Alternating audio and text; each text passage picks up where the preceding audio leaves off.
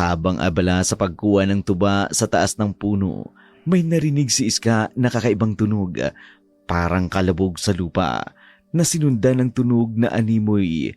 May hinihilang mabigat na bagay. Sobrang taas niya.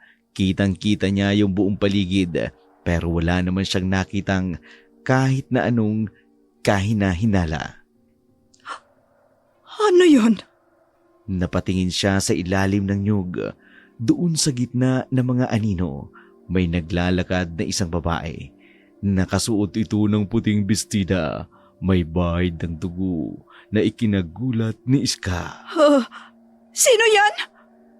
Lumapit yung babae sa ilalim mismo ng nyug na kinaroroonan ni Iska.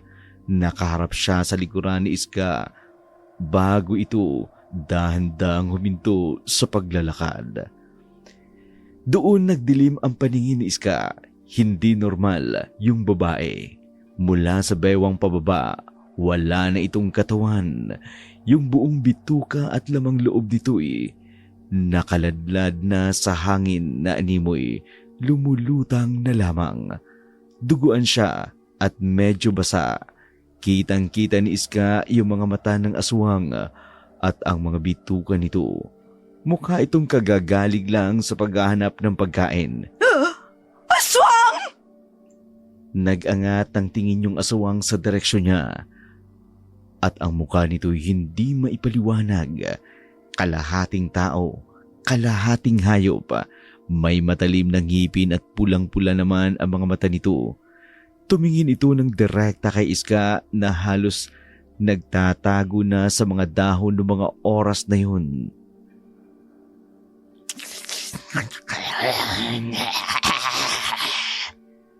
Ngumiti yung aswang habang nakatitig sa direksyon niya.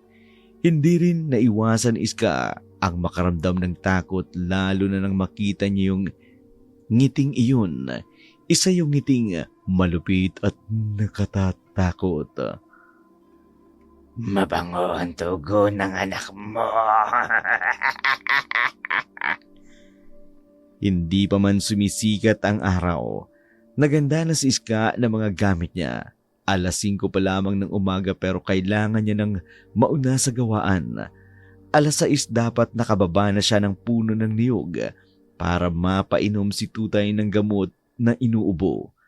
Mabilis siyang nagtimpla ng kape sa lumang kaldero na halos butas na. Sa loob ng kanilang barong-barong na gawa sa pinagtagpi-tagping karton at tiyero, nagising si Tutay dahil sa ingay ng mga manok sa paligid ng bahay nila. Ang barong-barong ay nakatayo sa isang sulok malapit sa palengke. Sapat lang ang laki para may masilungan sila. Ma, ang aga pa po ah. Oh anak, ang aga mong nagising. Kumusta ng pakiramdam mo? Okay naman po. Medyo masakit pa po yung lalamunan ko eh. Pero, kaya ko naman na pong kumilos. Mabuti naman kung ganon. Masyado pang maaga. Matulog ka muna dun. Hindi na ma. Sasamahan na po kitang magbenta. Hindi na, ako na lang. Kaya ko naman eh. Hindi pwede ma. Kung hindi kita masasamahan, wala tayong kikitain para may pambili tayo ng bigas at saka ng ulam mamaya. Hindi ko naman po kayo pwedeng hayaang magtinda lang ng mag-isa. Huwag kang mag-alala anak. May benta naman tayo kahapon. Sapat na yun para sa bigas at saka gamot mo. Umubo si Tutay, isang ubong nakakikilabot pakinggan. Hinawakan ni Iska yung noo niya na hanggang ngayon ay mainit pa rin. Tiningnan niya yung balde na nasa ilalim ng kama. Puno na ng dumi at ang bahagi kung saan siya umuubo ay may mantsa na ng dugo. Nang makita iyon ni Iska, agad na nanginig yung kamay niya. Tila ba huminto ang mundo ni Iska habang nakatingin siya sa balde. Ang kulay pula ay nagdulot ng isang malamig na pangamba na mabilis na kumalat mula sa mga kamay hanggang sa buo niyang katawan. Hindi ito simpleng sipon o lagnata. Bawat paghinga ni Tutay ay tila ba may kasamang mabigat na tunog at ang bawat ubo ay nagpapalabas ng matinding takot sa puso ni Iska. Sa gitna ng dilim, kapayapaan ng maliit nilang silid, walang ibang naririnig kundi ang hirap na dinaranas ng bata at ang tahimik na panalangin ng ina na walang magawa kundi ang magbantay. Naramdaman ni Iska ang matinding kawalan ng pera, isang pader na humaharang sa pagitan ni Tutay at ng gamot na kinakailangan nito. Ano ba yan, Tutay? Yung ubo mo, oh. Sabi ko na kasi sa'yo, huwag ka na munang tumulong. Umupo ka lang dyan.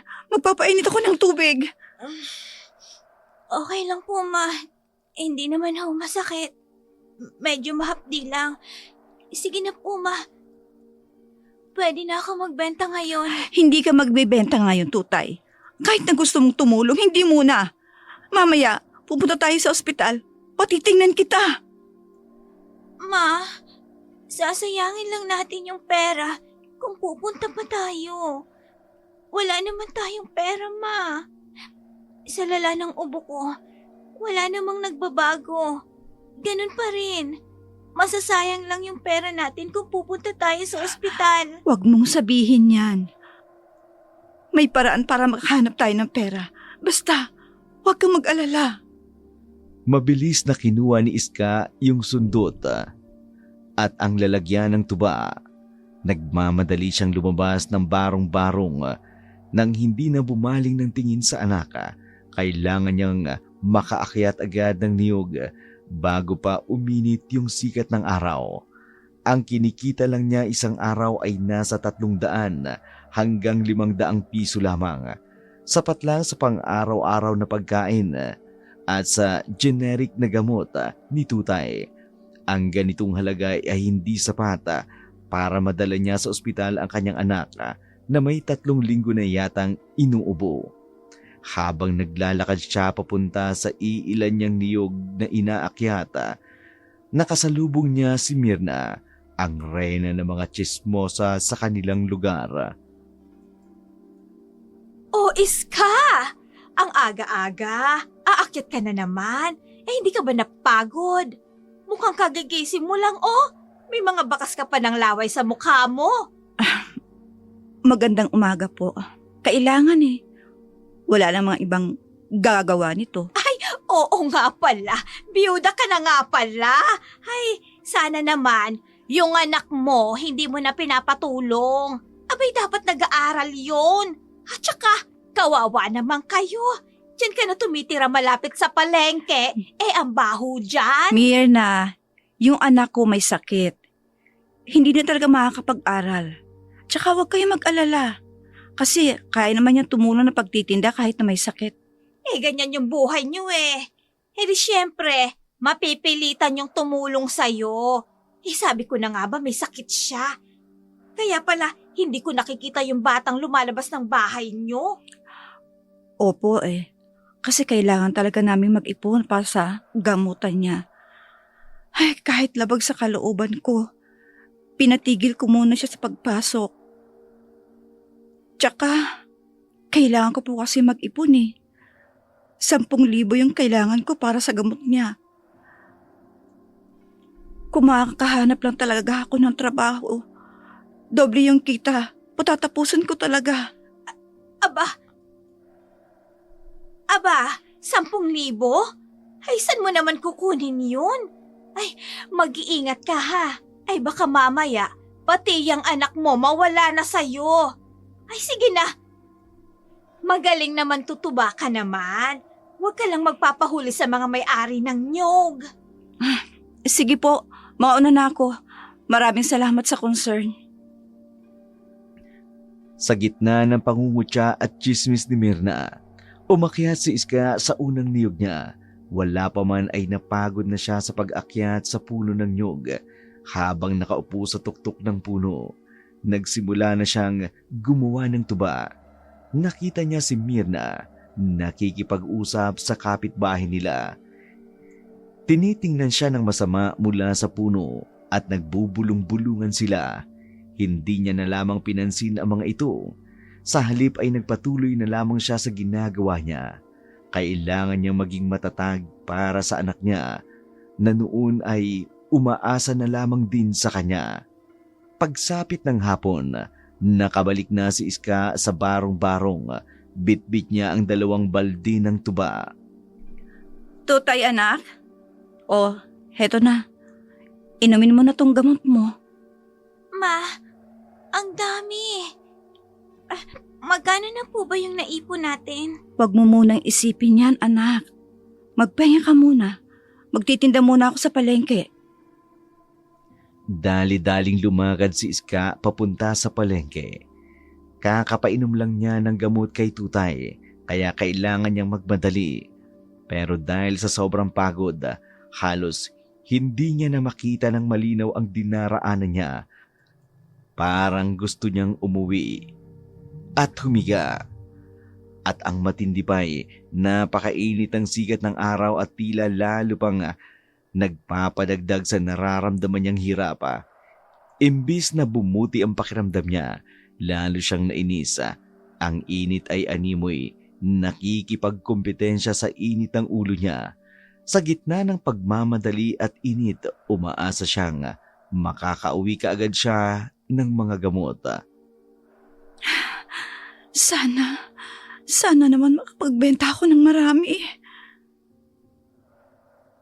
Nang makarating siya sa gitna ng palengke, siksikan at maingay ang lugar na lalong nagpadagdag sa pagod ni Iska. Habang naghahanap siya ng bibilhin, bigla siyang nakita ni Ben. Si Ben, kilalang tao sa lugar dahil siya ang may-ari ng isang maliit na tindahan at sikat din dahil sa marami niyang lupa sa bayan. Dahil sa init ng ulo at pagmamadali, sana ay hindi siya makita ni Ben, pero huli na ang lahat. Tila may intensyon si Ben na lapitan at kausapin siya na para bang may mahalagang sasabihin si Ben na makapagpapabigat palalo sa araw ni Iska. Iska, kumusta ka? Parang ang lalim ng iniisip mo ha. Wala po, Kuya Ben. Yung anak ko lang kasi may sakit po. Kailangan namin makaipon ng 10,000 para sa gamot niya. Gusto ko rin pong itakbo sa ospital kasi kanina nagsuka siya ng dugo. Wala naman akong pera sa ngayon kaya kailangan ko muna mag-ipon. Ganun ba? 10,000 para sa gamot at ospital? Opo. May alam ako, Iska. Naghahanap ng tagakuha ng tuba. Triple niya ang kita doon. Pero grabe yung trabaho tsaka kwento doon. Talaga po? Saan po yan? Baka pwede niyo po akong i-refer. Sa liblib na nyuga na yun. Kilala yun sa baryo bilang death trap. Kasi yung balita doon, lahat ng mangtutuba na pumupunta doon ay hindi na bumabalik. Hindi ko alam kung bakit. Pero nawawala na lamang sila. Okay lang po. Kung ano man yung kwento dun wala na akong pakialam. Basta po triple yung kikitain ko, papatusin ko pa rin. Saan po ba yun, Kuya Ben? Baka pwede akong pumunta. Iska, delikado.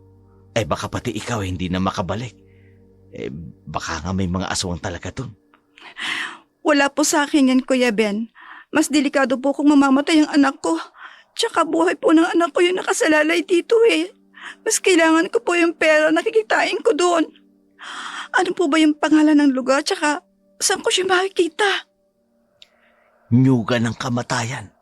Yun ang tawag nila. Malapit lang yun sa bundok. Sige, Iska. Kung desidido ka talaga eto yung address. Pero tatandaan mo yung sinasabi ko, ha? Kinuha ni Iska ang address na ibinigay ni Kuya Ben at agad niya itong inilagay sa bulsa. Sa loob-loob niya, desidido siyang gawin ang plano niya. Ang 10,000 piso kasi napakahalaga na para sa kanila. Mas matimbang ito kaysa sa mga chismis na kumakalat tungkol sa mga nawawalang tao. Hindi niya na inisip ang posibleng panganib basta makuha lang niya yung pera. Kinagabihan, Bago tuluyang matulog, kinausap niya na yung anak niya. Kailangan niyang ipaliwanag ang mangyayari at ang dahilan ng gagawin niya. Gusto niyang maging handa si Tutay para sa pansamantalang pag-alis niya. Anak, may sasabihin ng nanay ha. Bukas aalis ako. Pupunta ako sa trabaho sa malayo. Medyo malayo rito pero triple yung kita. Kaya tinanggap ko. Saan ka naman po pupunta, Ma? Delikado po ba yan? Hindi anak, hindi yung delikado. Basta, magpahinga ka lang. Bibilihan kita ng maraming gamot at saka bibilihan din kita ng bago mong sapatos kapag bumalik na ako. Okay?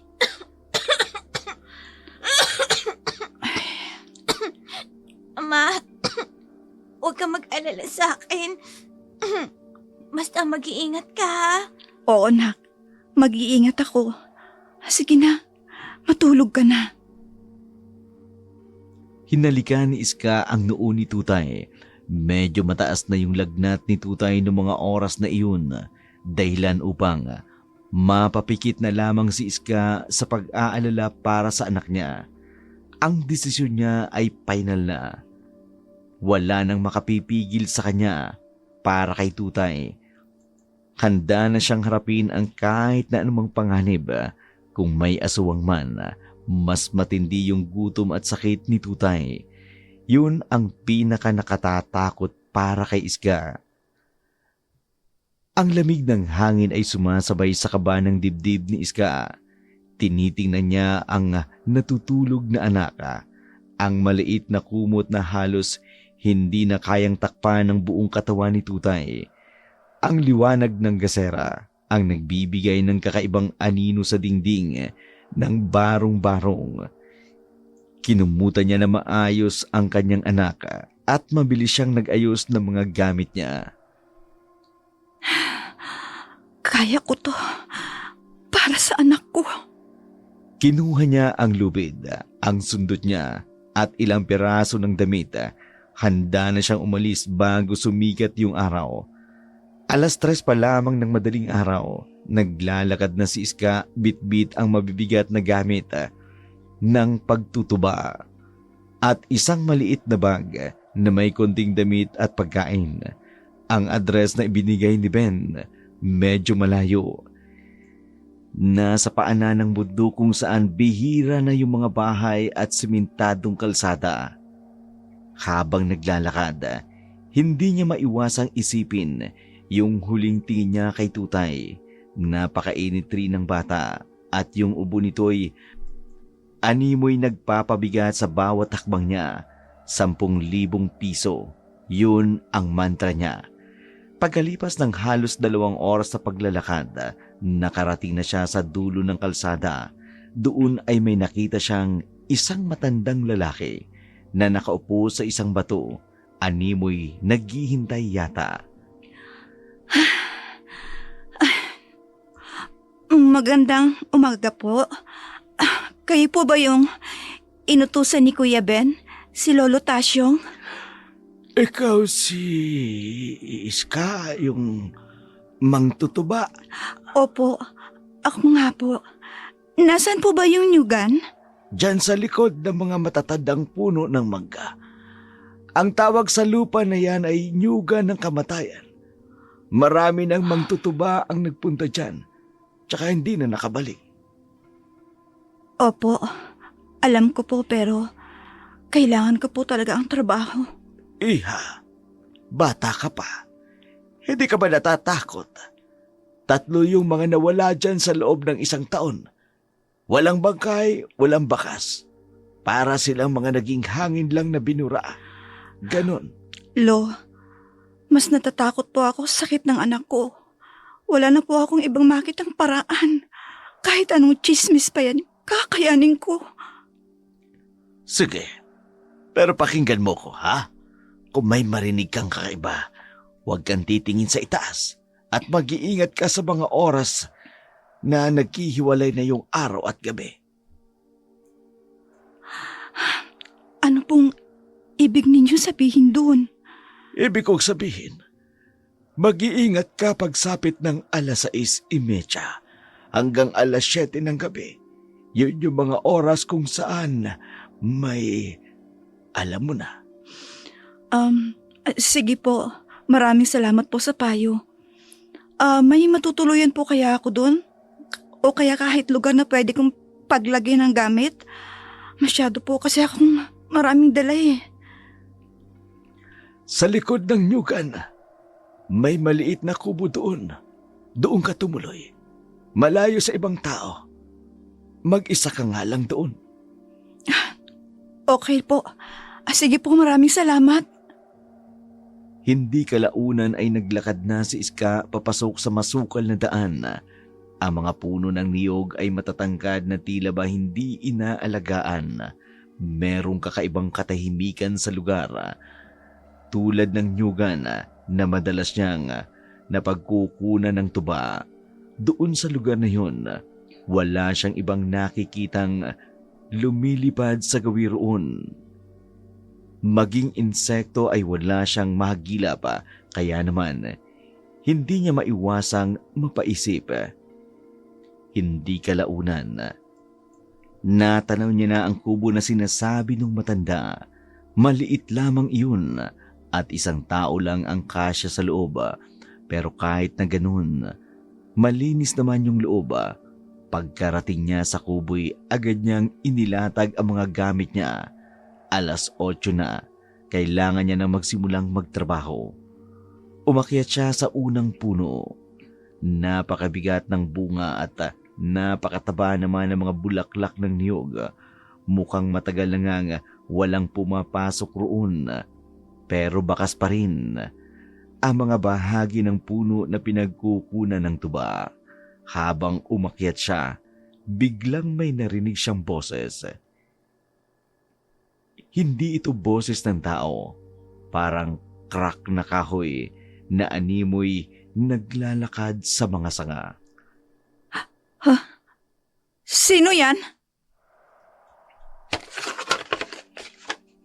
Tumingin siya sa paligid pero wala siyang makita. Siguro ay guni-guni lamang niya iyon dahil sa pagod. Sa halip na tumigil ay ipinagpatuloy niya lamang yung pag-akyat. Nagsimula na siyang gumawa ng sukob at nag-set up ng mga lagayan para sa tuba. Pagsapit ng tanghali, bumaba na siya para kumain. Pagkababa niya nagulat siya nang makita si Mirna na napaupo sa labas ng kubo. Habang nakangiti, may halong panunuya. Akala ko di kita makikita dito. Sabi ni Kuya Ben, pumunta ka raw dito sa death trap. Ay naku, Iska talaga naman. Ate Mirna, anong ginagawa niyo po dito? Ang layo nito ah. Nag-grocery lang kasi ako sa bayan. Tapos naisip kong daanan ka. Huy, ano ka ba? Akala ko ba'y takot ka sa aswang? Hindi po ako takot sa aswang at mas lalong wala naman akong sinabing takot ako sa kanila. 10,000 po yung kailangan ko. Triple po yung kita ko dito, Ate Mirna. Wala po kasi talaga akong alam kung saan ako kukuha ng pera para panggastos sa anak ko. Ang tigas talaga ng ulo mo, no, Iska. Abay sana naman, hindi ka mamatay dito, ha? Sino na lang yung mag-aalaga kay Tutay kapag namatay ka, di ba? Nagtatrabaho naman po ako para sa kanya. At saka, bakit po ba kayo nag-aalala ngayon? Dati naman wala kayong pakialam sa amin. Siyempre, mag-aalala ako sa'yo. Abay magkapit-bahay tayo, di ba? At saka, hindi lang naman ikaw yung inaalala ko rito. Inaalala ko rin si Tutay. Paano kapag may nangyari sa'yo? O tapos naiwan siya, o di ba? Di kawawa yung bata kapag nawala ka. Basta, wag mong kakalimutan yung orasan ha. Kapag gumabi na, wag ka nang lalabas. At saka, pakinggan mo lagi yung mga tunog. Sige po, salamat. O siya, sige na. Uuwi na ako. At mukhang madami ka namang ani. Sana lang hindi ka maging pagkain ng aswang dito. Ano pong sabi niyo? Ay, naku, wala. Sabi ko nga, sige na. Magtatakip silim na. Mag-iingat ka rito, ha? Nainis si Iska kay Mirna. kung bakit ba naman pati doon sa liblib na lugar na yun ay nakarating pa rin yung tsismosa na yun. Pero hindi niya rin maiwasan ang mag-alala sa sinabi nito nung huli. Sana lang ay hindi maging pagkain ng aswang doon. Sa halip na pansinin ang pinag-uusapan nila ni Myrna, nagdesisyon na lamang si Iska na ipagpatuloy ang pagtatrabaho niya. Maganda yung nyugan na pinagtatrabahuhan niya ngayon. Talagang triple ang kita dahil sa dami ng ani ng tuba. Pagsapit ng 5:30 ng hapon, nakaramdam si Iska ng matinding pagod. Ang sikat ng araw ay nag-umpisa ng bumaba at nag-umpisa na ring lumamig ang simoy ng hangin. Kahit na malapit ng dumilim, sinika pa rin ni Iska ang magtrabaho. Kailangan niyang umakyat sa huling niyog para tapusin yung setup ng lalagyan. Sige pa, Iska. Isang puno na lang. Matatapos na din. Umakyat siya sa isang pinakamatandang niyog na nakatayo sa gitna ng nyugan. Ito yung pinakamataas ng niyog sa lahat. Habang nasa itaas siya sinisigurado niyang maayos ang pagkakalagay ng lagayan. 6:30 na, ang langit ay nagiging kulay ubina dahil malapit ng magdilim. Yung dilim na animoy mabilis na kumakalat sa kalangitan. Naalala niya yung babala ng matandang nakita niya sa dulong bahagi ng kalsada kanina. Ito na yung oras na sinasabi nito. Tiningnan niya yung relo niya. 6:55, wala pang 7:00. Kalaunan, may narinig siyang kakaibang tunog na parabang kalabog sa lupa na sinundan ng animoy hilang mabigat na bagay. Sa loob ng taas, kitang-kita niya kung buo ang paligid, pero wala naman siyang nakikitang kahit na ano na kahina-hinala. Ano yun? Napatingin siya sa ilalim ng niyog. Doon sa gitna ng mga anino, may naglalakad na isang babae. Nakasuot ito ng puting bestida na may bahid ng dugo na ikinagulat ni Iska. Sino yan? Lumapit yung babae sa ilalim mismo ng niyog na kinaroroonan ni Iska. Nakaharap siya sa likuran ni Iska bago ito dahan-dahang huminto sa paglalakad. Doon, nagdilim ang paningin ni Iska. Hindi normal yung babae. Mula sa bewang pababa ay wala itong katawan. Yung buong bituka at lamang loob nito'y naglalakad lang sa hangin na animoy lumulutang lamang. Duguan siya at medyo basa. Kitang-kita ni Iska yung mga mata ng aswang at ang bituka nito. Mukha itong kagagaling lamang sa paghahanap ng pagkain. Aswang! Nag-angat ang tingin yung aswang sa direksyon niya. Ang mukha nito'y hindi maipaliwanag. Kalahating tao, kalahating hayop. May matalim na ngipin at pulang-pulang mata naman ang mga mata nito. Tumingin ito ng direkta kay Iska na halos nagtatago sa mga dahon ng mga oras na yun.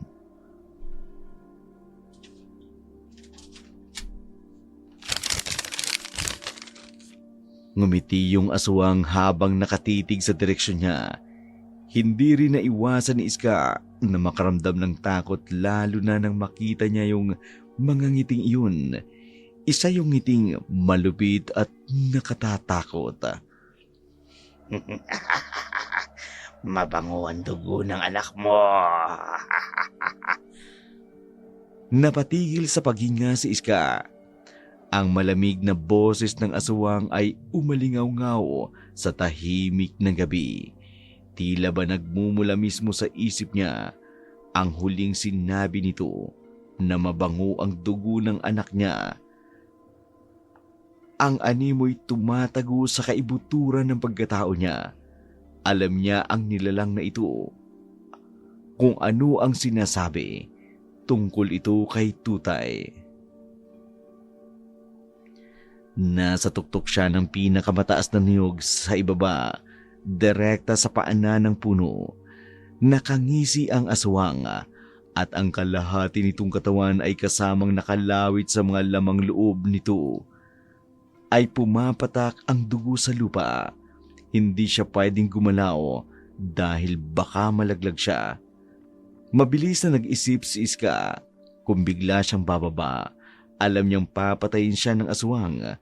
Kung magtatago naman siya, baka umakyat ito at baka doon siya tuluyang malaglag at ang taas pa man din ng kinaroroonan niya. Kalma, Iska. Kailangan mo makababa. Ano?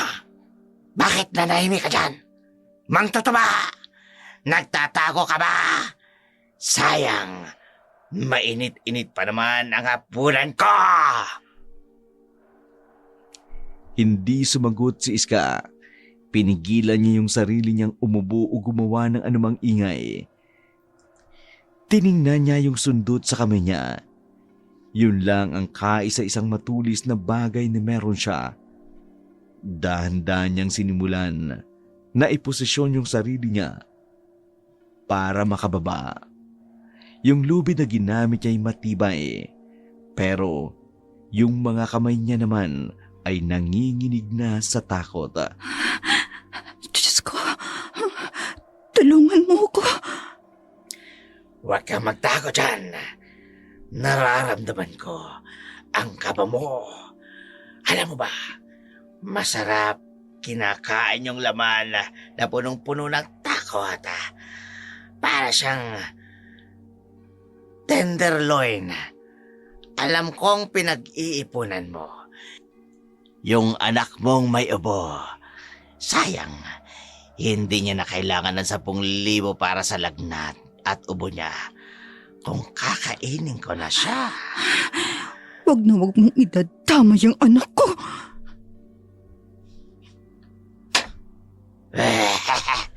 Doon nag-init ang ulo ni Iska. Animoy, mas lalo pang tumitindi yung galit niya kaysa sa takot nang dahil sa narinig.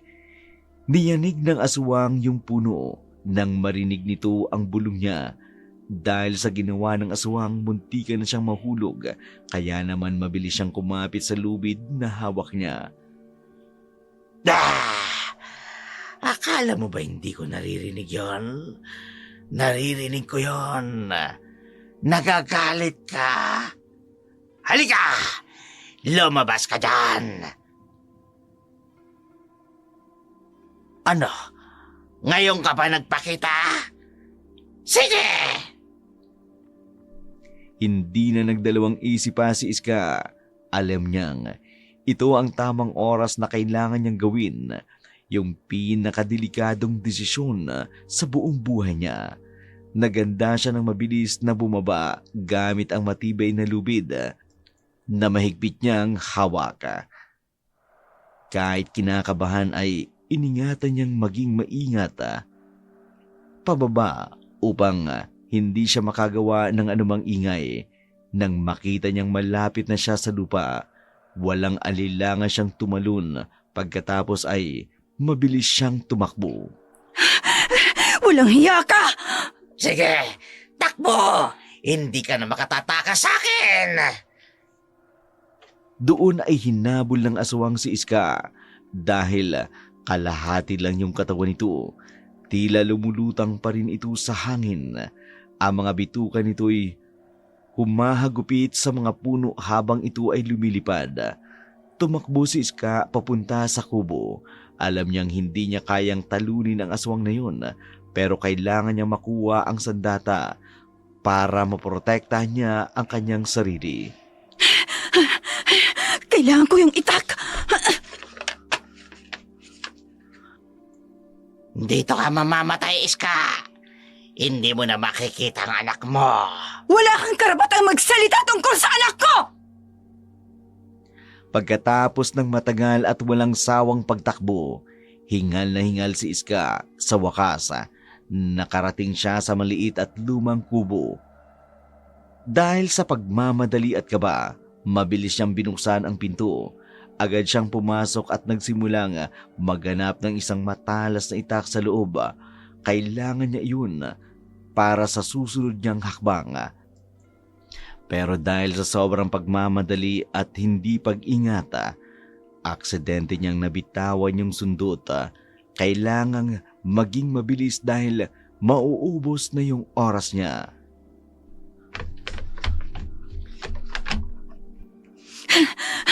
Kailangan ko yung itak. Dito na ako! Handa ka na bang mamatay? Laking gulat at dismaya ni Iska dahil wala siyang itak na nakita doon sa loob ng kubo. Ang tanging bagay lamang na meron siya ng mga oras na yun, yung sundot. Isang matulis na bakal na karaniwang ginagamit para sa paggawa ng tuba. Ito lang ang armas niya. Kasabay nito, biglang binasag ng aswang ang bubong ng kubo. Tumalon ito pa ibaba.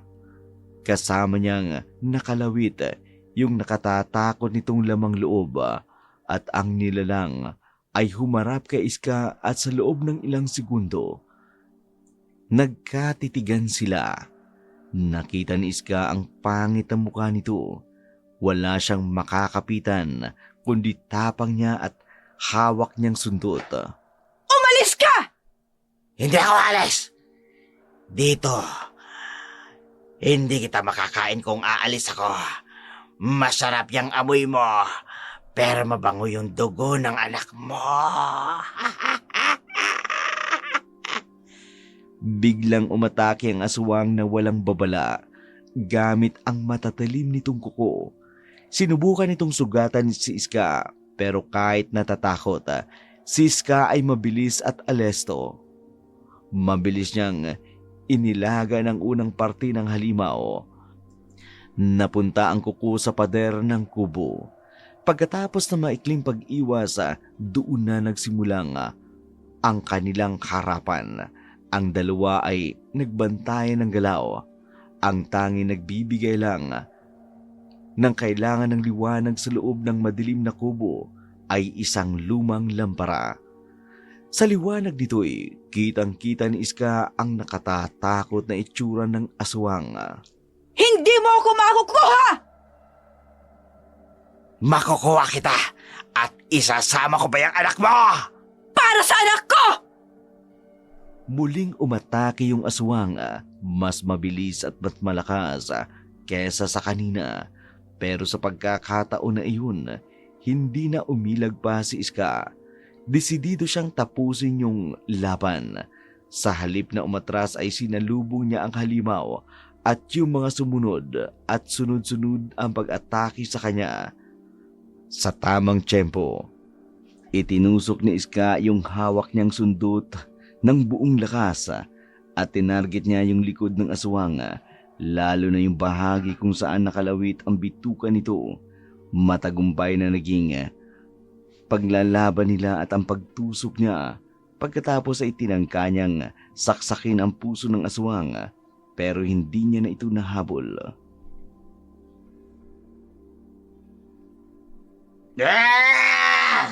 Walang hiya! Biglang umatras ang aswang dahil sa matinding sakit na naramdaman at sa matinding galit na ginawa ni Iska dahil sa nangyari. Mas maingat na ito ngayon at sa bawat pag-atake ni Iska sa kanya, naging mas mabagal yung kilos nito. Napansin ni Iska yung dumadaloy na dugo mula sa sugat ay may itim. Agad na nakaramdam ng gulat si Iska nang masaksihan niya kung paano naging mabilis na gumaling yung sugat ng aswang. Palatandaan na medyo may lakas ito. Pero ang mahalaga kay Iska noong mga oras na yun ay ang nakita niya talagang nasaktan niya ang halimaw. Ibig sabihin, meron siyang pag-asang manalo. Nagbigay iyon ng lakas ng loob kay Iska para ipagpatuloy yung laban nila. Hindi ka pala immune sa sakit! Tingin mo ba'y matatalo mo ko, ha? Mang tutuba, nagkakamali ka. Walang makatutulong sa'yo rito. Kung wala akong makakatulong, sarili ko! Kaya ko! Alam ni Iska na sa kabila ng ginagawa ng halimaw sa kanya, hindi niya kayang patayin yung aswang gamit yung maliit na sundot. Kaya yun ang tanging natitirang plano niya, ang tumakas. Mabilis niyang tiningnan ang direksyon ng bahay ni Kuya Ben dahil yun ang tanging daan palabas mula sa kinaroroonan niya. Wala siyang ibang nagawa kundi ang magdesisyon. Sa isang iglap, tumakbo siya palabas ng kubo at umaasa na hindi siya aabutan ng aswang. Pero mabilis uli siyang hinabol ng aswang. Saan ka pupunta, ha? Uuwi na ako sa anak ko! Sa gitna ng nyugan ay nag-umpisa ng habulan ng dalawa. Tumakbo si Iska habang yung aswang naman ay lumilipad na nakasunod sa kanya. Napansin ni Iska yung aswang na tila ba nahihirapan sa paglipad dahil sa kapal ng mga puno ng niyog. Ang mga bituka nito'y sumasabit sa mga dahon habang abala sa pagtakbo. May narinig siyang sigaw mula sa malayo na ikinagulat rin ni Iska ng mga oras na yun. Iska! Diyan! Diyan sa may sapa! Lolo? Sino yun? Lumingon ang aswang sa direksyon ng boses na narinig niya. Yun ang naging pagkakataon ni Iska para tumalon sa sapa. Walang hiya ka. Huwag mong isiping makatatakas ka sa akin. Alam ni Iska yung tubig ay nagpapahina sa mga aswang, kaya nagtago siya sa ilalim ng tulay na gawa sa kahoy na may nakaharang sa sapa. Ang aswang ay lumutang sa ibabaw ng tubig na animoy. Hindi nito kayang tumawid. Galit na galit ito dahil sa naisip ni Iska noong mga oras na yun. Makikita pa tayo, Iska. At sa susunod, hindi lang ikaw yung kukunin ka, pati ang mabangong dugo na anak mo! Hindi nagtagal ay tumahimik na yung paligid. Walang ibang nagawa si Iska kung hindi ang bumaling sa kalangitan para masiguradong wala na talaga yung aswang. Kahit na basang-basa at punong-puno ng putik ang katawan, hindi pa rin maiwasan ni Iska ang manginig sa takot at lamig habang umaaw siya sa tubig ng sapa. Hawak niya pa rin ang sundot niya kahit hindi natatakot. Hindi pa rin niya maiwasan ang magpasalamat dahil hanggang sa mga oras na yun ay buhay pa rin siya. Kailangan niyang umuwi at lumaban para kay Tutay. At mas lalong kailangan niya pa rin yung 10,000 para sa pagpapagamot sa anak niya. Kaya naman, kahit nakaramdam ng takot, alam niya sa sarili niya na hindi pa rin tapos yung laban sa aswang. Kahit na basang-basa at puno ng putik sa katawan, mabilis na umalis si Iska sa nyugan ng kamatayan. Tumakbo siya ng tumakbo at hindi niya alintana yung pagod mula sa trabaho at ang lamig dahil sa pagtalon niya sa sapa. Ang kaisa-isang bagay na nasa isip niya nung mga oras na yun ay si Tutay at ang banta ng aswang. Nang makarating siya sa kalsada, nakita niya uli yung matandang lalaki na naglalakad na may dalang flashlight. Lo, salamat po. Kung hindi niyo po ako tinawag, baka kinain ako ng aswang na yon. Baka hindi na rin ako nakatakas ng buhay. Kung hindi dahil sa inyo, baka namatay na ako doon. Akala ko'y patay ka na, Iska. Narinig ko yung sigaw mo eh. Matagal nang nandyan yung halimaw na yan. Diyan na siya naglalaki at kalat na sa bayan yung tungkol sa kanya. Kaya wala nang masyadong nagpupunta sa nyugan na yan. Kahit yung mga katulad mong mangtutuba. Hindi na nakalabas pa ng buhay dyan. Nagtataka nga lamang ako sa iyo dahil pumunta ka pa rin. Sino yung nagsabi sa iyo na pumunta ka dyan? Si Kuya Ben po. Naghahanap po ako ng trabaho. Kailangan ko po talaga ng malaking pera para sa anak ko. Iha, mas mahalaga yung buhay mo kaysa sa trabaho na yan. Kung ako sa iyo umuwi ka na, Huwag ka nang babalik dyan kahit kailan. Ako na nagsasabi sa'yo, delikado ang lugar na yan. Wala nang nangangahas na pumunta dyan dahil natatakot sila. Gumaya ka na lamang sa kanila. Maswerte ka pa dahil nakalabas ka pa ng buhay dyan. Yung iba'y katulad mo'y hindi na nakalabas ng buhay. Isipin mo rin ang anak mo. Ano na lamang yung mangyayari sa kanya kapag nawala ka, di ba? Kaya kung ako sa'yo, umuwi ka na. Kalimutan mo na ang lahat ng nangyari sa iyo sa death trap na yan. Hindi pwede, Lo. Hindi ako pwedeng umalis dito. Kailangan ko po talaga ng 10,000 para sa gamot ng anak ko at pampaospital ng anak ko.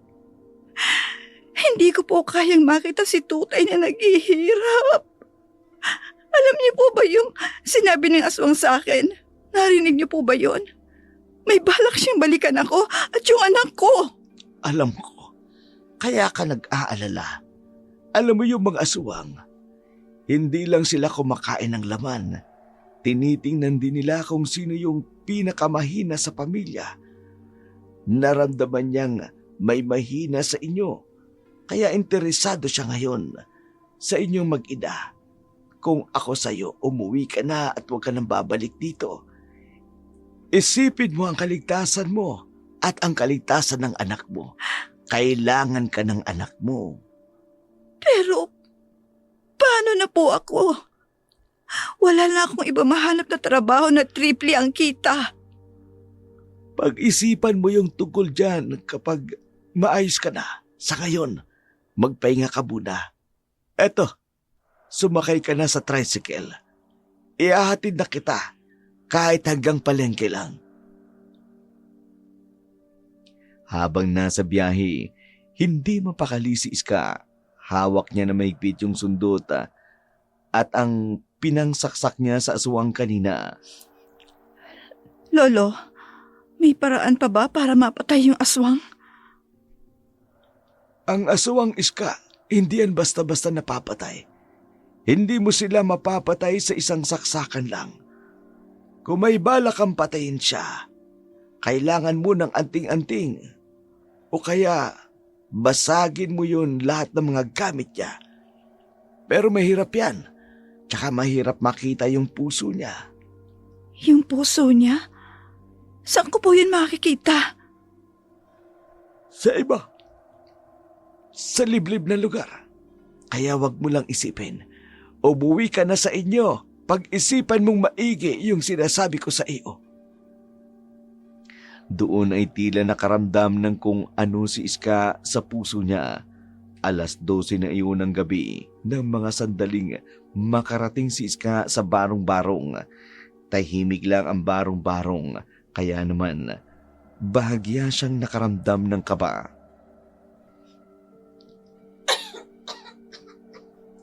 Tutay? Ma, ikaw na po ba yan? Ma, bakit parang basang-basa po kayo? Umiiyak na yumakap si Iska habang si Tutay naman ay walang ibang nagawa kundi ang mapakunot ng noo habang nananatili pa rin nakayakap sa kanya yung nanay niya. Para bang ngayon niya lang uli ito nakitang umiyak simula noong mamatay ang tatay niya, kaya naman hindi niya maiwasang mapaisip ng mga oras na iyon. Ma, okay ka lang ba? Bakit ka umiiyak? Anak ko? May nangyari ba, Ma? Anak, nag-alala lang ako sa'yo. Okay lang ako. Inabutan lang ako ng ulan doon sa kabilang bayan kaya naligo na ako. Wala rin naman akong dalang payong kaya nagpabasa na lang ako, anak. Hindi naman umulan, Mama. Maliit lang yung ambon. Lumakas lang kasi kaya ako naglakad. Kumain ka na ba? Hindi pa po eh. Hinintay ko po kayo. Mas masakit po yung ubo ko ngayon. Hinawakan ni Iska yung noo ni Tutay Ang lagnat ay napakataas, mas mainit pa kaysa kahapon. Doon ay tila ba muling gumagapang yung takot ni Iska, hindi dahil sa aswang, kundi dahil sa kalagayan ng anak niya nung mga oras na yun. Kinuha niya ang generic na paracetamol at pinainom kay Tutay. Alam niyang hindi ito sapat. Ang init mo, anak. Sandali lang. Kuha ko ng gamot. Ma, ang tagal niyo po. Ano po yung trabaho niyo? Mas malaki po ba yung kinita niyo dyan sa bago niyong trabaho kesa ron sa pagtitinda natin ng tuba sa bayan? Oo, anak. Pero medyo delikado eh. Kailangan kong bumalik bukas. Pero kailangan ko muna mag-isip ng plano. Huwag na po kayong bumalik, Ma. Natatakot ho ako. Baka kung may mangyari sa'yo sa trabaho mo. Hindi, anak. Hindi. Kailangan natin yun. Kailangan natin ng pera para madala kita sa ospital. Para yun sa'yo. Para makabalik ka na sa eskwela. Para gumaling ka na sa sakit mo. Walang ibang ginawa si Tutay kundi ang manahimik bago siya nagdesisyong yakapin ang nanay niya. Parehong may takot sa puso ang bawat isa ng mga oras na yun. Natatakot si Iska para sa kapakanan nilang dalawa ng anak niya dahil sa aswang na nakasalamuhan niya na nagbanta sa buhay nila. Habang si Tutay naman ay natatakot para sa trabaho ng kanyang ina dahil paano na lamang kung isang araw mawala na sa kanya ang kanyang nanay, ano ang gagawin niya kung sakali mang mangyari iyon? Kinabukasan, maaga pa lamang ay pumunta na si Iska sa maliit na butika sa palengke. Ate, magkano po yung amoxicillin paracetamol pambata? 50 yung antibiotic. Yung paracetamol naman 20. Wala na po bang mas mura? Wala na, te. Yan na yung pinakamura. 70 pesos lahat at kung kikitain niya lang iyon ng 500 kada araw, kailangan niya ng 20 araw para lang makakuha ng 10,000. Pero kailangan niya ng pagkain at gamot at yung kalusugan ni Tutay, hindi na makapaghintay ng 20 araw. Nang papalabas na siya ng butika, nakasalubong niya uli si Mirna. Iska!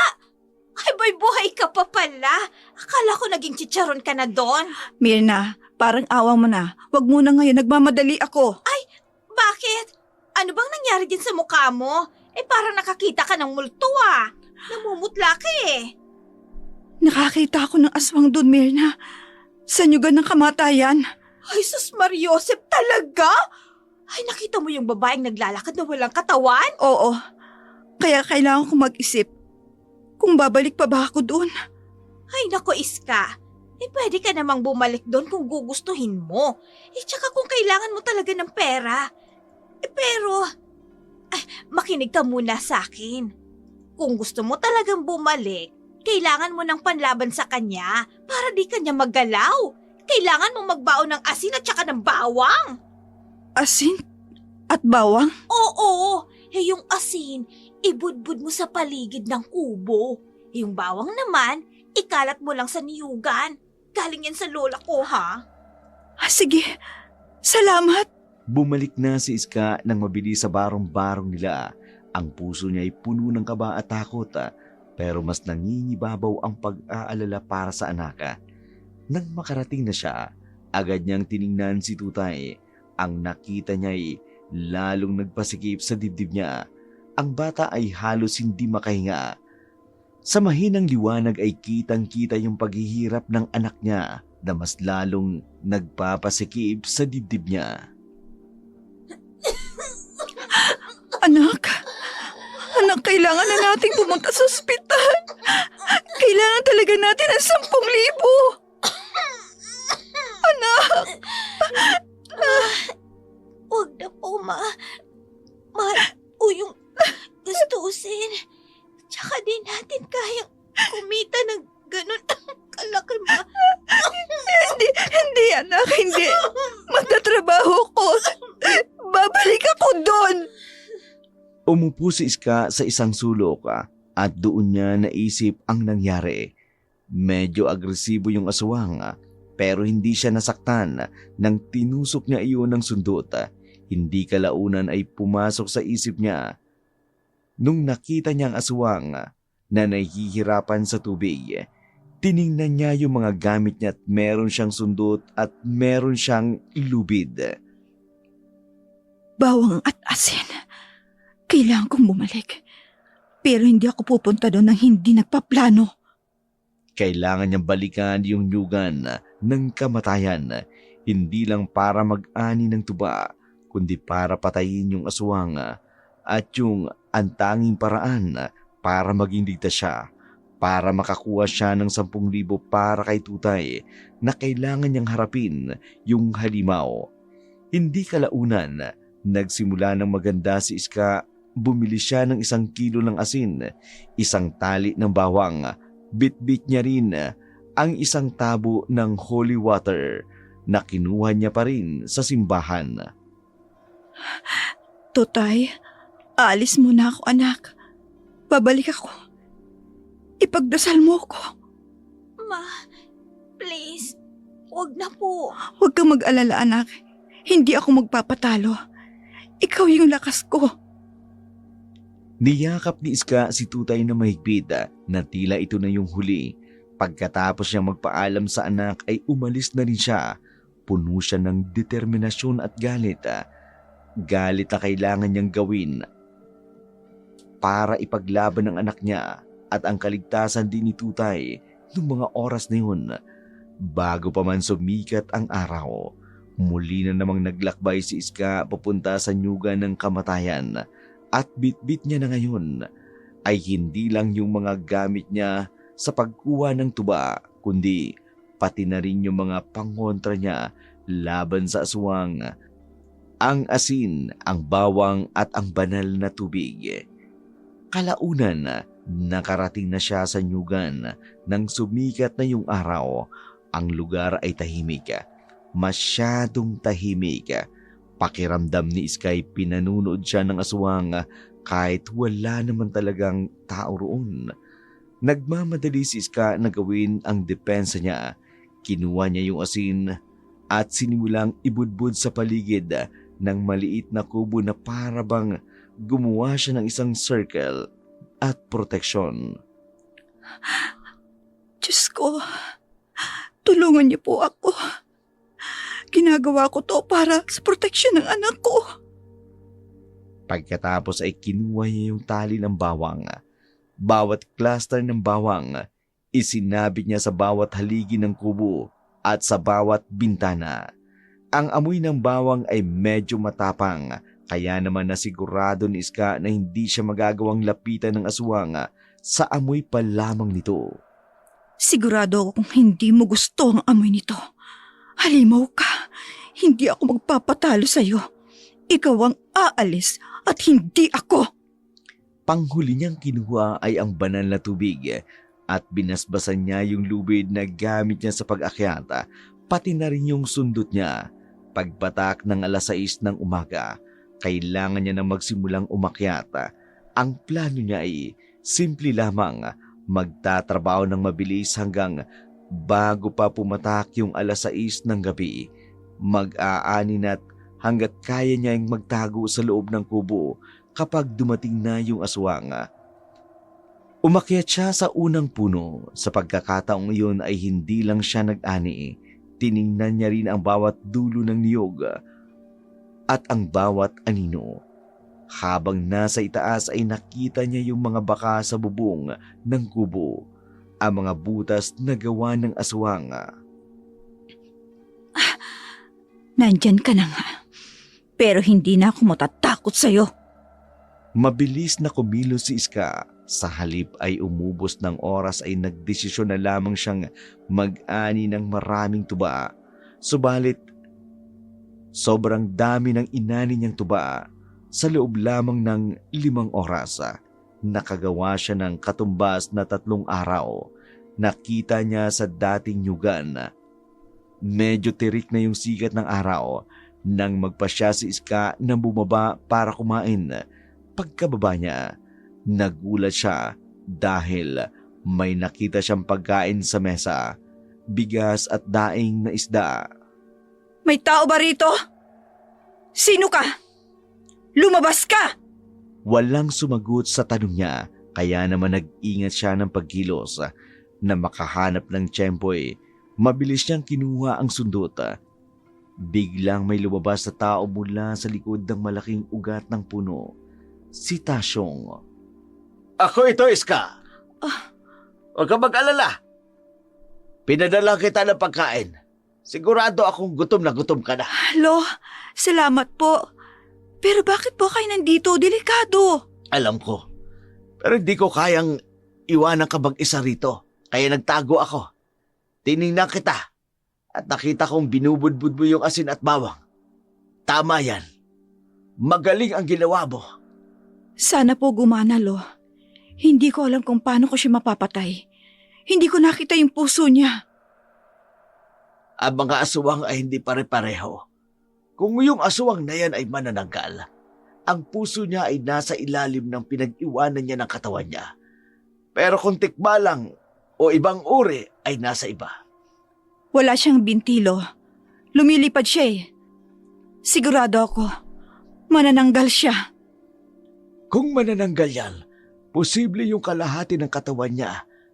Kung saan yung binti, sigurado ako, yun ang kainaan niya. Kailangang hanapin mo yun. Kailangan mong asinan yung lamang loob niya. Mismo, kapag nagawa mo yun, posibleng hindi na siya makabalik. Yun lang ang kaisa-isang paraan para mapatay mo siya. Talaga po? Pero mahirap yan, Iska. Mabilis silang magtago. Siguro yung katawan niya pwedeng nasa sapa o kaya naman baka nasa kuweba. Sige po, Lo. Salamat po. May pagkakataon pa pala. Ngayon, kumain ka muna. Mag-iingat ka mamaya. Tandaan mo yung oras na sinabi ko sa'yo. 6:30. Nang iwanan na siya ni Tasyo ay saka lamang siya nagdesisyon na kumain. Nang makapagpahinga ay nagpatuloy si Iska sa pag-ani. Ang isip niya ay nakatuon, hindi lang sa pera, kundi sa paghahanap sa katawan ng aswang. Kailangan niyang isecure yung kita niya at ang patayin ang aswang. Pagsapit ng 3:00 ng hapon, nag-iisa lamang siya habang umakyat ng 5 puno. Biglang may narinig siyang boses. Hindi yun boses ng aswang, kundi boses ni Myrna. Sabi ko sa'yo nandito yung kubo. Ano na naman ba, Myrna? Lumabas si Myrna kasama yung 2 pa niyang kasamahan sa tsismisan. Sabay-sabay silang napatingin sa barong-barong ni Iska. Ang nakatawag pansin sa kanila, yung mga nakasabit na bawang sa paligid ng pinto ng bintana at ang mga bawang na tanda ng depensa laban sa masamang espiritu o aswang. Ang tingin nila ay puno ng pagtataka at panghusga na animoy nag-uumpisa na naman sila ng panibagong kwento. Hoy, Iska! Ano yung ginawa mo sa kubo mo?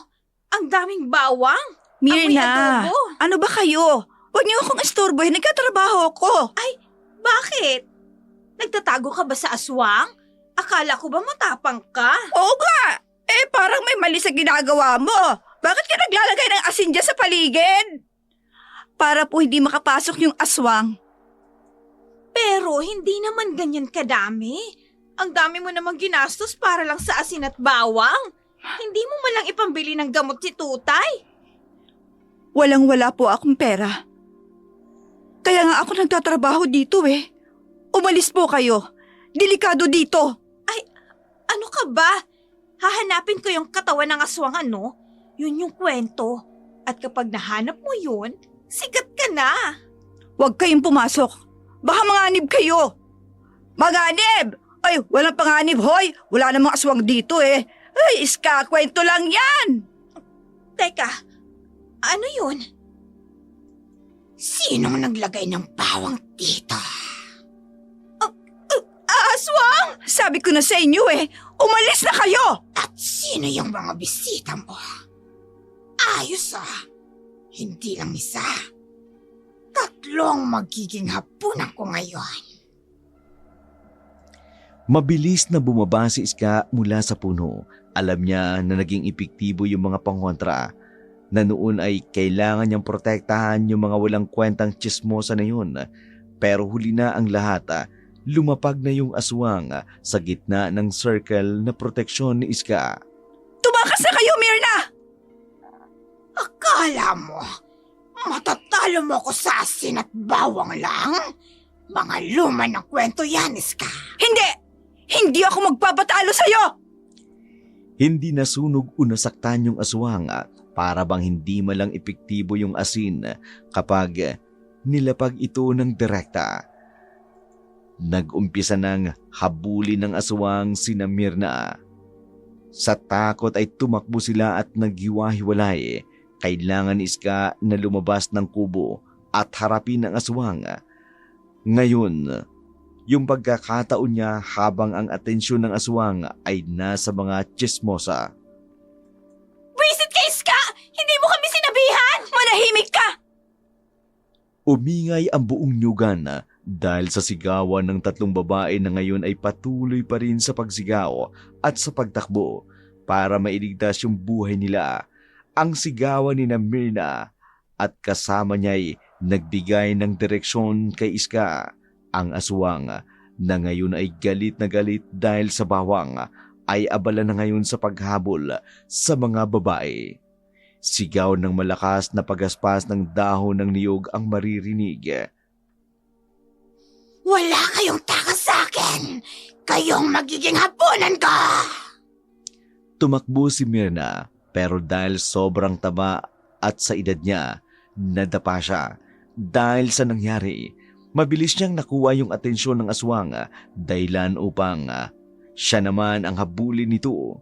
Walang ibang nagawa si Myrna kundi ang mapasigaw na lamang at mapaupo sa lupa. At nag-abang ng manananggal na noon ay papunta sa direksyon niya. Tulong! Iska! Tulungan mo ako! Wala kang utang na loob! Pero alam ni Iska na hindi niya pwedeng hayaan na lamang si Myrna kahit na may galit siya rito. Kung papatay ng aswang si Myrna, baka sumunod siya. Kailangan niya ng oras para mag-isip, para makahanap rin ng solusyon. Dali-daling kinuha ni Iska ang tabo ng holy water at tumakbo papunta sa direksyon ni Myrna. Nang akmang hahampasin na ng kuko ng aswang si Myrna, tumalon si Iska, binuhusan ng banal na tubig ang kalahating katawan ng halimaw. Tapos ka na! Ang init! Anong ginawa mo? Ang balat ng aswang ay umusok at naglabas sa matinding amoy na nasusunog na laman dahil sa ginawa niya. Mabilis itong umalis at animoy umiiwas sa tubig. Nang mga sandaling yun, nakahanap ng tiyempo at hindi na nagdalawang isip pa si Iska. Lumapit ito kay Myrna. Agad itong inalalayan patayo. Kahit na baka sa mukha ni Myrna ang matinding takot at panginginig. Tumakas na kayo! Ngayon na! Walang hiya ka! Hindi itong tamang oras para magsisihan! Tumakbo na kayo! Dali-daling tumakbo si Myrna at ang mga kasama niya na noon ay nag-iisa na lamang si Iska. Ang aswang ay nakatayo sa di kalayuan, galit na nakatitig sa kanya. Hanggang noon maoras na yun ay umuusok pa rin ang balat nito dahil sa matinding pagkakasunog ng laman. Dahil sa holy water, kitang-kita ni Iska kung ano ang umuusok dahil nga sa medyo madilim na ng mga oras na yun. Saan mo nakuha yung holy water? May kasabot ka ba, Iska? Wala akong kasabwat! Sarili ko lang ang kalaban mo! Hindi mo ako matataya! Kailangan mong mamatay! Wala ka ng pagkakataon! Hindi! Ikaw ang mamamatay! Naalala ni Iska yung sinabi ni Lolo Tasyong. Ang puso nito'y nasa iniwan niyang katawan. Kung manananggal ito, kailangan niyang hanapin yung natitirang kalahati. Nasaan yung katawan mo? At sabihin sa'yo. Anong tingin mo sa akin? Tanga! Habang nagbabantay sa pag-atake ng aswang, naglakad si Iska patungo sa sapa. Saan ka pupunta? Sa halip na sumagot ay nanatili lamang na tahimik si Iska. Alam ni Iska na hindi ito makakapasok sa tubig, kaya ginawa niya yung sapa na safe zone. Nang malapit na siya sa sapa, inihagis niya yung sundot niya sa direksyon ng aswang. Nang madistract yung aswang sa ginawa ni Iska, mabilis na tumalon si Iska sa sapa. Ano yun? Sinubukan ni Iska na ilublob ang sarili niya sa sapa, habang ang aswang naman ay nagugulantang na pinagmamasdan siya habang abala sa paglipad sa ibabaw ng sapa. Walang iya ka! Hindi ka na makalis dyan! Lumipad yung aswang sa itaas ng tubig habang galit na galit. Hindi ito makalapit kay Iska. Sinikap ni Iska na mailubog yung kalahati ng katawan niya bago siya tumingala sa aswang nang may ngiti sa labi. Kung hindi mo ako kayang kunin, aalis ako! Nagkaroon ng oras si Iska para mag-isip ng plano. Nasa loob na siya ng sapa habang yung aswang ay nasa itaas, habang patuloy pa rin sa paghahanap ng pagkakataon para makuha niya si Iska. Nasaan ba kasing katawan ng manananggal na yon? Kailangan niyang itago yung katawan niya sa malapit lang. Wala kang binte! Kaya hindi ka pwedeng maglakad. Kailangan mong lumipad! Tumahimik ka! Kaya yung katawan mo, nasa mataas na lugar! Anong ginagawa mo? Tumigil ka na! Sinimula ni Iska ang paghahanap. Tiningnan niya yung tuktok ng mga malalaking bato at yung mga butas sa ugat ng puno at sa isang sulok ng sapa. Sa ilalim ng malaking bato, may nakita si Iska na isang kakaibang tela. Kulay puti na parang bestida iyon. Ayun! Huwag kang lalapit dyan! Sinubukan ng aswang na sugatan si Iska gamit ang mahaba niyang kuko, pero dahil sa layo at sa tubig, hindi niya ito magawang maabot. Iska! Pagbabayaran mo ta! Pagkatapos ng halos 2 minutong paglangoy, nakarating si Iska sa ilalim ng bato. Kinuha niya yung tela at nakita niya.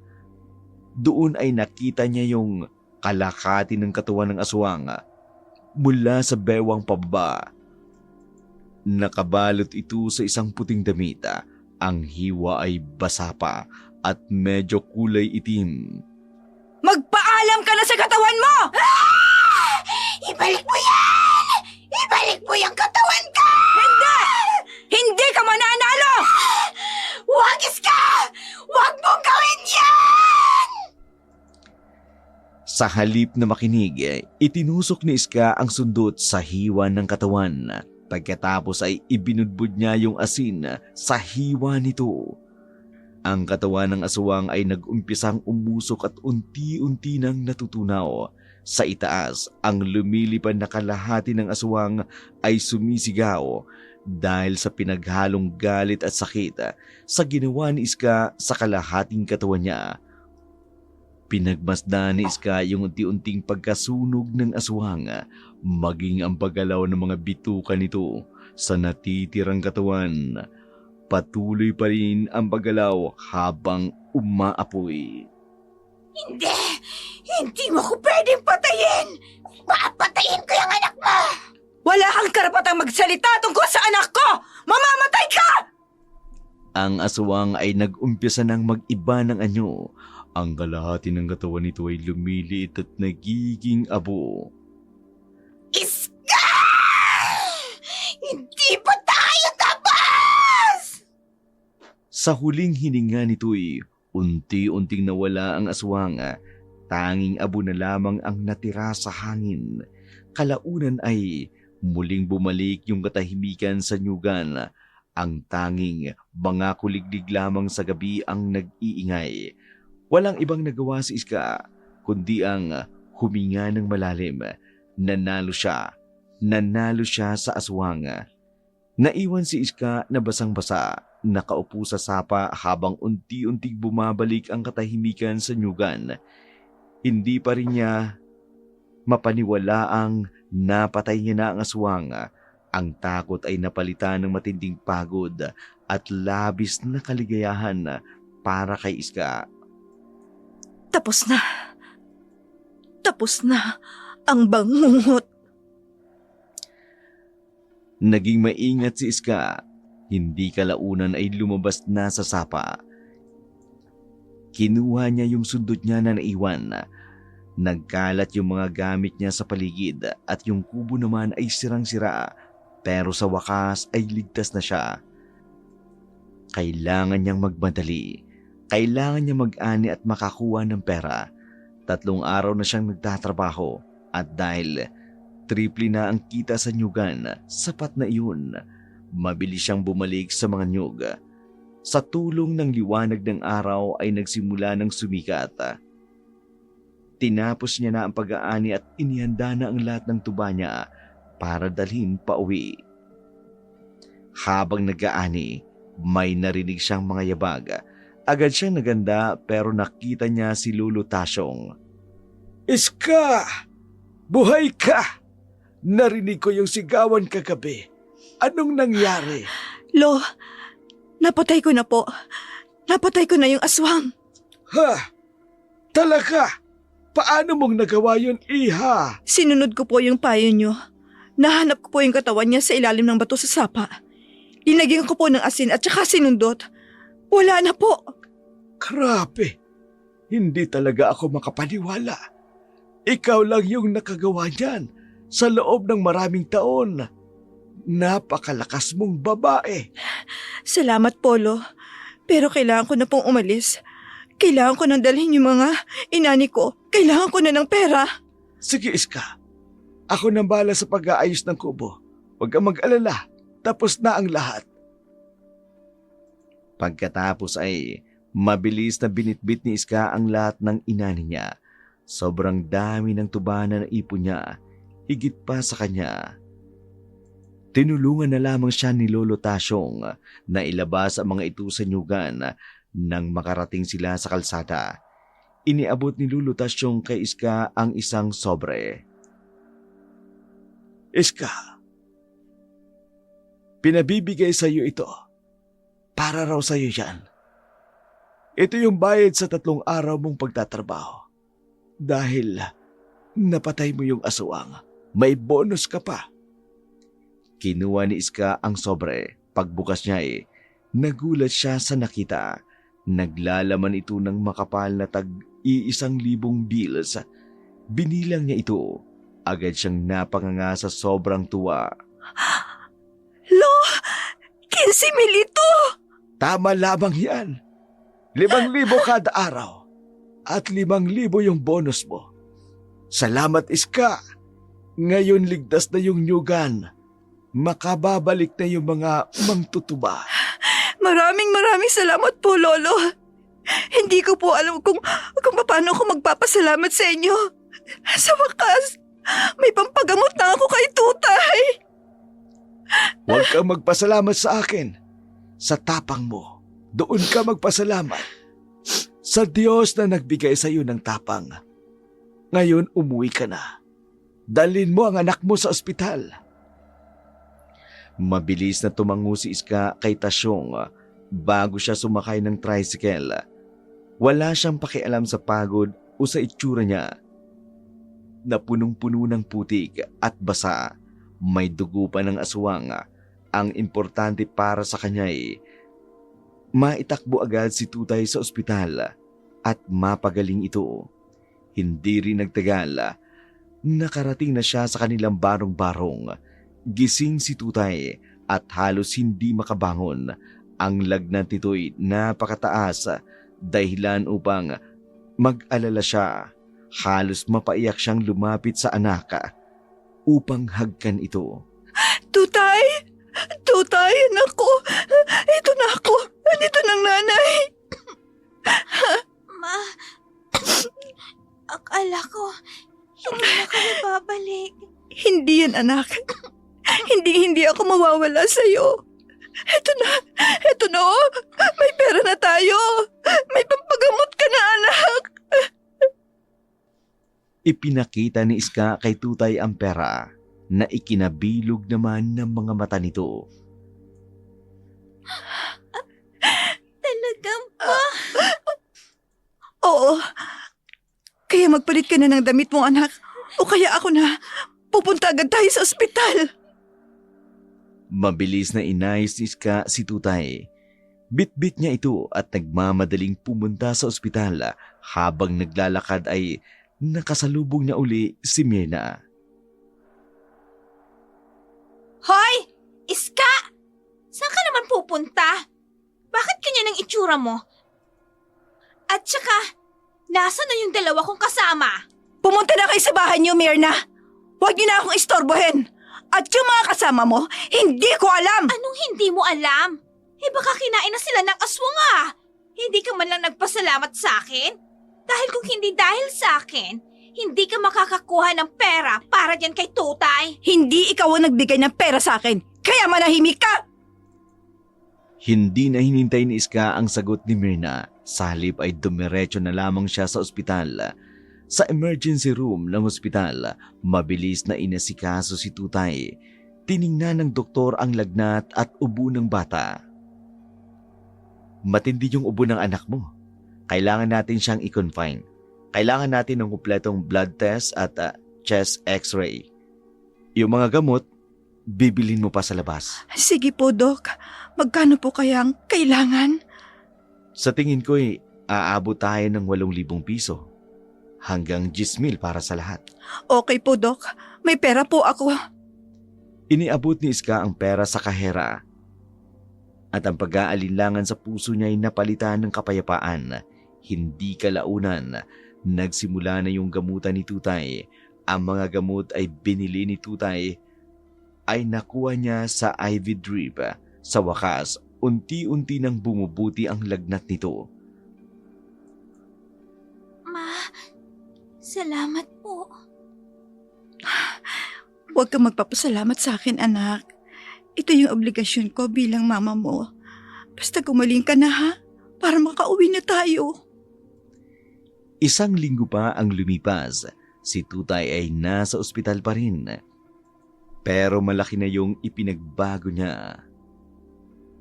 Ang ubo niya na may dugo ay nawala na at yung lagnat ay bumalik na sa normal. Ang mga mata ni Tutay ay nagliliwanag na uli. Hindi na siya mukhang malubha. Ano, nak? Kumusta ng pakiramdam mo?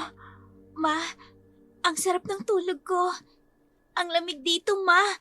At saka, hindi na rin po ako giniginaw gano. Sabi ko na sa'yo magiging okay ka. Yan ang epekto ng magandang gamot. Ang dami po nating pera, no, Mama? Hindi na po ba tayo maghihirap? Hindi na siguro, anak. May natira pa tayong pera. Kapag nakauwi ka na, maghahanap ako ng magandang trabaho. At babalik ka na sa pag-aaral. Talaga po, Ma? Yay! Pero, Ma, si Auntie Mirna po, ano pong nangyari sa kanya? Anak, wag mo na silang intindihin. Ang mahalaga, gumaling ka. Ang dami niya po kasing sinasabi na ikaw daw po yung dahilan kung bakit nawala yung dalawa niyang kasama. Na ikaw daw po yung may sumpa. Huwag kang maniniwala dyan. Ang sumpa, nasa bibig ni Mirna. Ang mahalaga, tayo. Ligtas tayo. Pagkalipas ng 1 araw ay pinalabas na si Tutay sa ospital. Gumastos sila ng 9,000 piso sa gamutan at may natira pa si Iska na 6,000. Isang malaking halaga na para sa kanila. Pagdating nila sa barong-barong, kahit sira-sira pa ito, inaalagaan ito ni na Iska at Tutay. Ma, sobrang saya ko po. Hindi na po ako inuubo. Kaya, magpahinga ka muna. Maghahanap ako ng pwedeng gawin. Kailangan ni Iska na bumalik sa pagtitinda ng tuba pero ayaw niya munang umakyat ng nyug. Magtitinda na lang muna siya ng mga simpleng paninda sa palengke. Kinabukasan, pumunta si Iska sa palengke. Bitbit niya ang konting paninda. Si Tutay naman ay nakaupo sa tabi niya at mukha na itong masigla ng mga oras na iyon. Nang makita ni Myrna si Iska, agad itong lumapit ng walang pag-alinlangan. Iska! Ay nako! Ang kapal din ng mukha mo, no? Pagkatapos mong iwanan yung mga kasama ko, nagbebenta ka pa dito? Myrna, wala akong iniiwanan. Alam niyang delikado doon, pero pumasok pa rin kayo. Hindi namin alam na aswang pala yun. At saka, bakit mo kami binuhusan ng tubig? Holy water yon, para iligtas kayo. At kung wala ako, malamang wala na rin kayo. Hoy! Huwag kang magmagaling. Ikaw yung nagdala sa aswang dito, no? At baka ikaw talaga yung aswang. Biglang tumayo si Tutay. Kahit mahina pa'y matigas yung boses niya. Huwag niyo po yung sabihin sa mama ko. Hindi po siya aswang. Iniligtas niya nga po kayo eh. Nak, wag mo na siyang patulan. Aba, at pati bata sumasabat? Makakainis ka talaga, Iska. Sana, hindi ka na lang bumalik. At siya nga pala, saan mo kinuha yung pera mo? Baka ninakaw mo yan. Sa sobrang inis ni Iska, tiningnan niya ng masama si Myrna. Hindi ko ninakaw ang pera, Myrna. Pinaghirapan ko yon. At oo, napatay ko yung aswang. Napatay? Sinong maniniwala sa'yo? Ikaw. Dahil kung hindi ko napatay yon, malamang, nasa tiyan na yung mga kasama mo. Kaya manahimik ka na. Magbenta ka na nga lang. Umalis si Myrna. Patuloy pa rin yung bulong-bulungan ng mga chismis sa palengke. Pero noong mga oras na yun, may mga taong nagtataka. May nakakita sa kanya na basang-basa at may malaking pera. Umuwi si Iska sa barong-barong. Kailangan niya mag-isip ng panibagong buhay. Gusto niyang maging maganda ang kinabukasan ni Tutay. Ma, ang tapang-tapang mo. Kailangan anak, para sa'yo. Ngayon, mag-aaral ka na ulit. Mag-iipon ulit ako. Nagplano si Iska dahil alam niyang ligtas na ang nyugan. Baka pwede siyang bumalik doon at mag-ani. Pero sisiguraduhin niyang hindi na siya mag-iisa. Kinagabihan, pumunta siya kay Tasyong. Lo, gusto ko po sanang bumalik sa Nyugan. Pero, hindi na ako aakyat. Kukunin ko lang po yung mga gamit kong naiwan. At saka, gusto ko po sana magrenta ng pwesto dito sa palengke. Iska, maganda yung plano mo. Ang nyugan ay huwag ka mag-alala. Binigay na may-ari sa'yo yung lupa. Dahil sa ginawa mo, sa'yo na yung nyugan. Ho?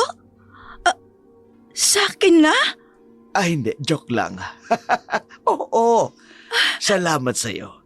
Kaya pwede mo nang anihin ang lahat. Pero sa halip na gawin mong tuba, bakit hindi mo na lang ibenta yung mga nyug? Mas malaki ang kikitain mo rin. Hindi mo na kailangang umakyat. Lo, salamat po. Ngayon ay may lupa na si Iska. Hindi na siya isang squatter lang sa barong-barong. May pag-aari na siya. Ngayon, Lo, kailangan ko na lang ng mas magandang bahay para kay Tutay. Huwag ka mag-alala. Makakaipon ka. Kung yung aswang nga ay natalo mo, yang kahirapan pa kaya?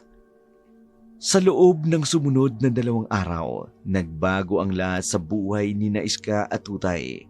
Nagsimula si Iska sa bago niyang negosyo. Hindi na siya nagtitinda ng tuba dahil sa pag-aari niya na yung nyugan ng kamatayan na ngayon ay tinatawag na nilang nyugan ng pag-asa. Ibinenta niya yung mga nyug ng buo. Mabilis nang lumaki ang kita niya. Mas malaki ng triple. Nakita ng tuba sa palengke. Ang mga mamimili ay nagdatingan. Nag-hire si Iska ng mga tao para sa pag-aani ng niyog. Kabilang na roon si Tasyong. Ang kwentong ito ni Iska ay kumalat sa buong baryo. Hindi na siya kilala bilang isang byuda na naghihirap. Kilala siya bilang babaeng pumatay ng manananggal at matapang na nanay na nagligtas sa anak niya. Sa dulo, nagkaroon ng sariling maliit na kwento si Myrna. Dahil sa takot sa aswang, naging tahimik siya. Tuluyan na siyang huminto sa pagiging tsismosa. Nag-umpisa na siyang magbenta ng mga homemade na kakanin.